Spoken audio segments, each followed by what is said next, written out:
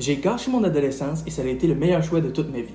Alors dans cette vidéo, je vais t'expliquer pourquoi je l'ai fait, comment je l'ai fait et pourquoi ça a été le meilleur choix de toute ma vie. Alors qu'est-ce que je veux dire par gâcher une adolescence? Premièrement, dans ma vie, j'ai jamais été dans un party. J'ai jamais été dans des concerts, à part une fois où c'est que j'ai littéralement travaillé sur mon téléphone tout le long. Je n'ai pas bu, je n'ai pas fumé, je me suis entraîné et j'ai commencé à lancer des entreprises à l'âge de 12 ans. Alors pour moi, ça a été le meilleur choix que j'ai fait de toute ma vie. De focus à 100% dès l'âge de 12 ans. Parce qu'il faut se le dire, entre 12 et 18 ans, c'est les meilleures années de ta vie. T'as pas de rent à payer, tu payes pas ta nourriture, tu travailles avec un peu d'argent, puis t'as presque tout ton temps. Moi, tout ce temps-là, je l'ai utilisé pour pouvoir prévoir mon âge adulte. J'ai économisé chaque scène que j'ai fait et j'ai tout réinvesti. Donc chaque scène que j'ai fait en travaillant, eh bien je l'ai réinvesti. J'en ai jamais profité. J'ai échoué des dizaines, voire des centaines de fois. Sauf qu'une fois, j'ai réussi. On est rendu à un stade, c'est que je bâtis des entreprises qui sont rendues énormissimes. Présentement, j'ai encore 17 ans et j'ai bâti une entreprise presque à 7 chiffres. Donc est-ce que c'est réellement gâcher son adolescence? Toute ma vie, j'ai seulement pensé à travailler. Pas travailler pour être un employé, travailler pour être mon propre employeur. Aujourd'hui, je suis libre financièrement à 100%.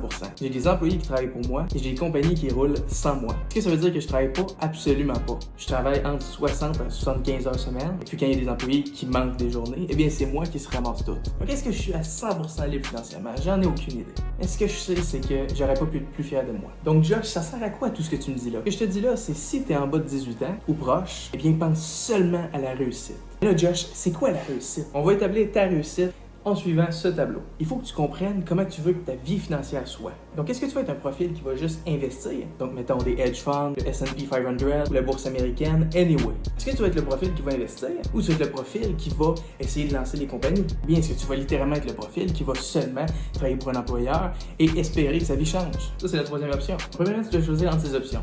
Donc là, maintenant, tu sais exactement c'est quoi ton profil financièrement. Deuxièmement, ton niveau au profil de la foi. C'est clairement le plus gros point et le plus important. Est-ce que tu vas être une personne qui va rejeter Dieu? Est-ce que tu vas être une personne qui croit en Dieu mais qui fait pas beaucoup d'actions? Ou est-ce que tu vas être une personne qui se donne 100% à Dieu, qui va lire sa Bible, qui va prier, qui va évangéliser, qui va transmettre le feu pour Dieu? Et le troisième point, la force mentale. J'ai aimé une phrase qu'un grand entrepreneur que je connais disait souvent. Il faut 3 équilibres, physique, spirituel et mental. J'ai refait le cheminement et rendu dedans les finances, la foi et la force mentale. Alors pourquoi j'ai dit la force mentale à la place du physique? Parce que pour moi, sincèrement, le physique, c'est de la force mentale. La raison pour laquelle que énormément s'entraîne, c'est pas nécessairement pour avoir un beau physique ou quelque chose dans le genre, c'est plus pour pouvoir se bâtir mentalement. Puis c'est sincèrement le plus important. Parce que si tu veux être fort financièrement, eh bien, il te faut un corps en santé et une tête en santé. Si tu veux être fort dans ta foi, eh bien, il faut que tu sois bien dans ta tête. Ainsi de suite et ainsi de suite. Donc la force mentale, ça se rédige dedans le physique, être capable d'endurer des émotions et d'être capable de subir la pression sans le montrer. Maintenant, tu sais ton profil. Tu peux littéralement te faire un plan de vie juste avec ça. Donc si maintenant on sait que toi tu veux juste construire des entreprises, tu veux être en feu pour Dieu, donc fort dans la foi, et puis que tu veux être fort mentalement et physiquement, eh bien on sait où c'est que tu t'en vas. On sait que tu vas devoir construire une entreprise, on sait que tu vas devoir lire ta Bible très souvent et prier, etc., etc.